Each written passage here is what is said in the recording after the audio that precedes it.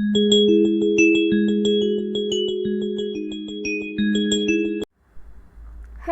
Guys, this is Shivanshi and welcome to Divya Drishti. और आज हम पढ़ने वाले हैं एसिड बेस एंड सॉल्ट का थर्ड लेक्चर।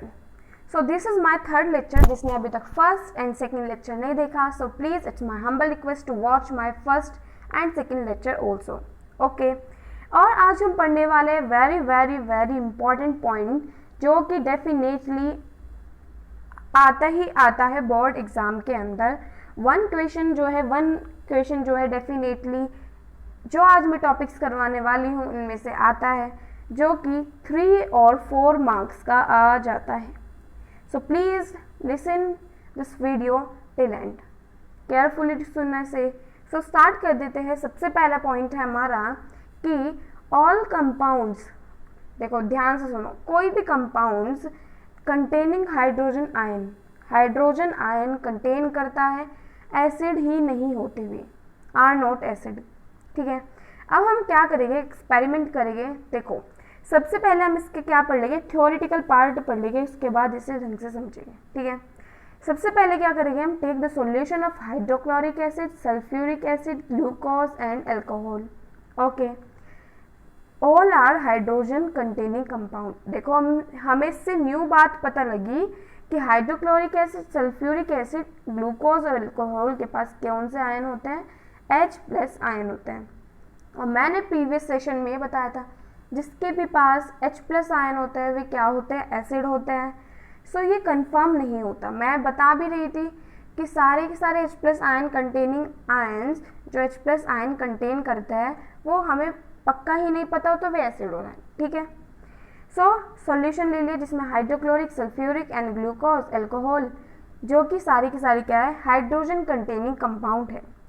अब ध्यान से सुनना, क्या करा हमने, आयरन निकल को फिक्स कर लिया ऑन रबर कोर्क। ओके, उसके बाद यही कोर्क जिस पे हमने नेल को फिक्स करा उसको हमने बीकर में क्या कर दिया, रख दिया and connect through switch and bulb.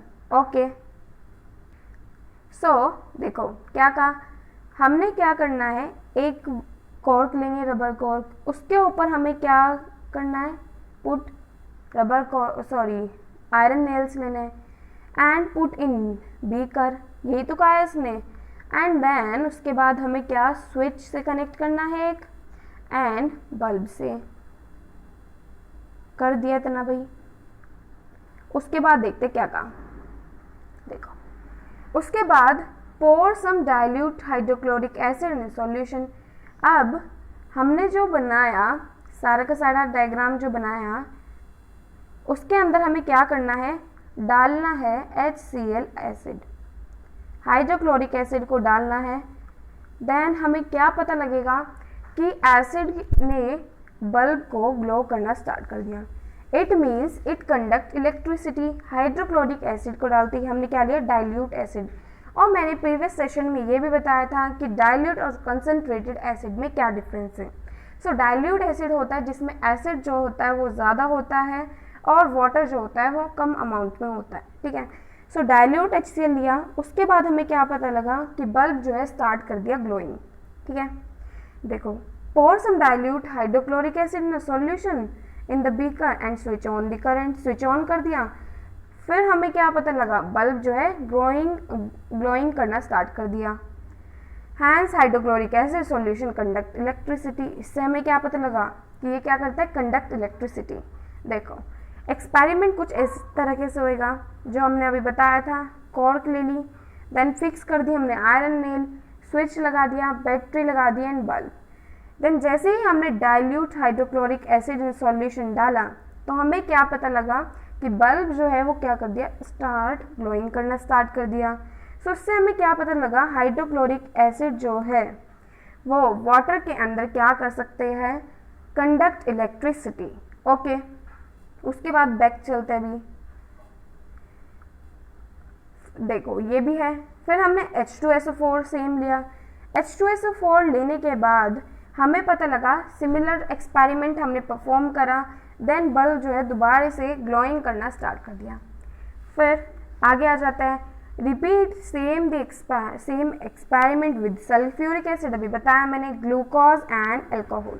जब हम ग्लूकोज और अल्कोहल के साथ करेंगे, ठीक है, अल्कोहल के साथ करेंगे तो अल्कोहल एंड ग्लूकोज जो है कंडक्ट इलेक्ट्रिसिटी नहीं करेगा। ओके, एक्सपेरिमेंट देखो, ये रहा, आयरन नेल फिक्स कर दी हमने रबर कॉर्क के ऊपर, बीकर के अंदर पुट कर दिया एंड बैटरी से कनेक्ट कर दिया एंड प्लग से, और जो बल्ब था वो हमें क्या मिला, ग्लो नहीं करा। Okay, so glucose solution in water does not conduct electricity, similarly ऐसे ही अल्कोहल में होगा। ओके, सो इससे हमें पता लग गया।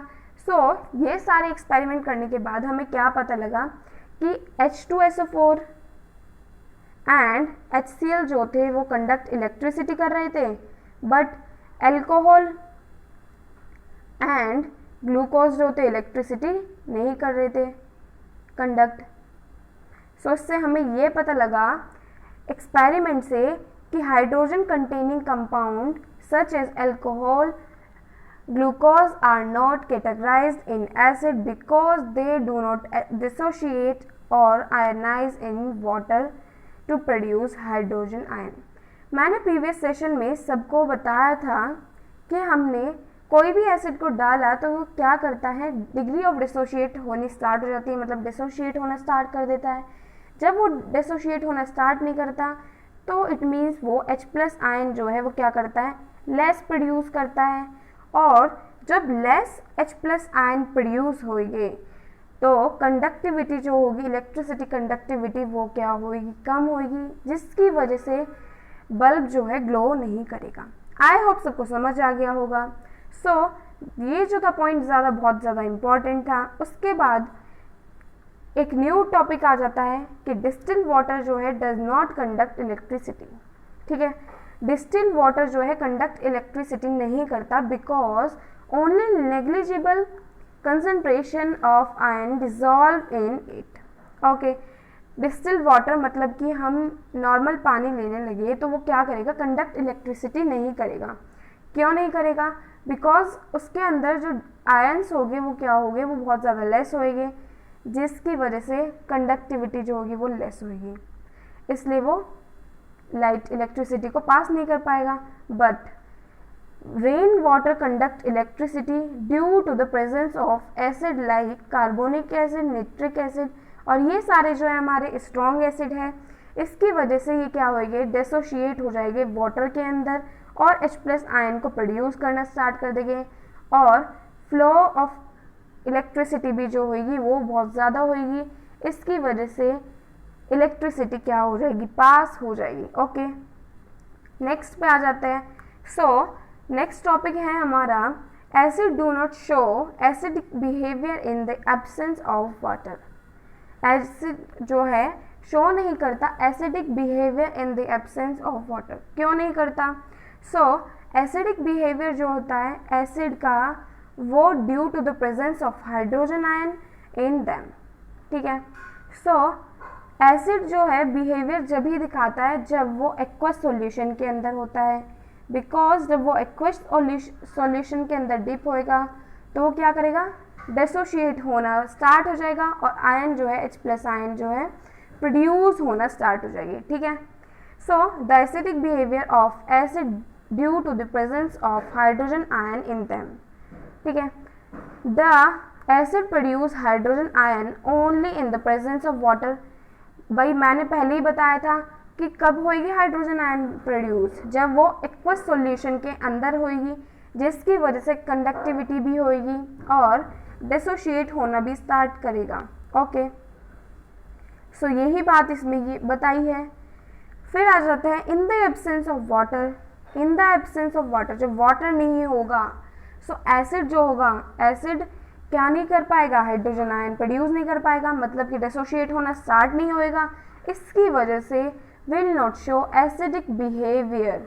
ओके, सो एसिडिक बिहेवियर कब शो होता है, जब उसमें वाटर जो होता है प्रेजेंट होता है, और एसिडिक बिहेवियर कब नहीं शो होता, जब एसिडिक वाटर नहीं होता। ओके, उसके बाद आ जाते हैं हम, देखो हमने ले लिया एक एक्सपेरिमेंट करेंगे। HCl ले लिया हमने, ड्राई HCl ले लिया और हमने उसके पास लिटमस पेपर को पुट कर दिया। ओके, तो हमें क्या पता लगा कि जो लिटमस पेपर का था, हमने ब्लू लिटमस पेपर लिया तो कलर जो था वो चेंज नहीं हुआ। क्यों नहीं हुआ? क्योंकि HCl जो है वो ड्राई है और HCl या फिर कोई एसिड ओनली एसिडिक बिहेवियर कब दिखाता है?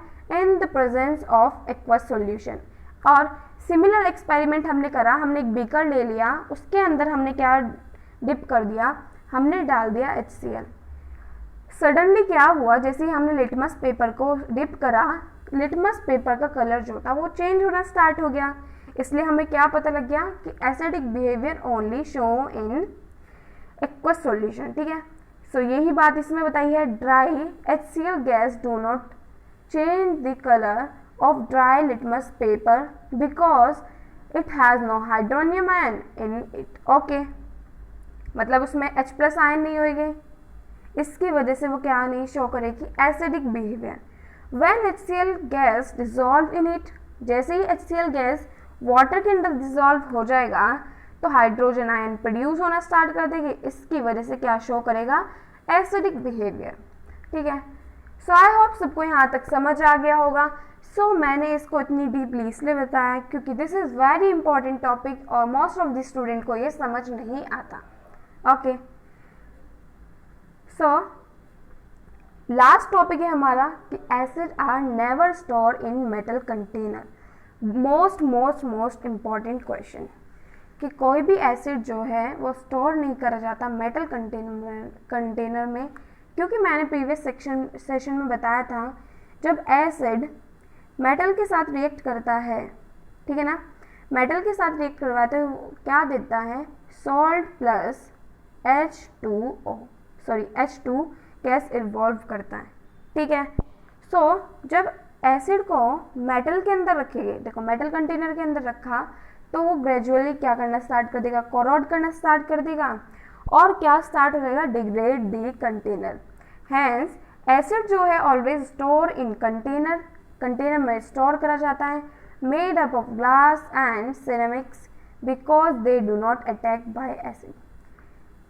इट मीन्स हमने कोई भी क्या ले लिया मेटल के साथ, एसिड को हमने मेटल के साथ या फिर मेटल, देखो क्वेश्चन जो है ऐसे पूछा जाता है कि why acid is not put in the मतलब कि कोई यूटेंसिल, जैसे हमने कॉपर ले लिया या फिर हमने आयरन का कंटेनर ले लिया, क्यों नहीं एसिड को उसके अंदर रखा जाता? सो इसका आंसर क्या होएगा? Because acid when react with metal it will give salt plus H2 and it is highly poisonous. क्या होगी?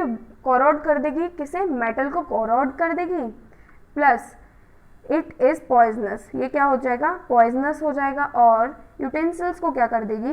कोरोड। आई होप सबको ये टॉपिक समझ आ गया होगा।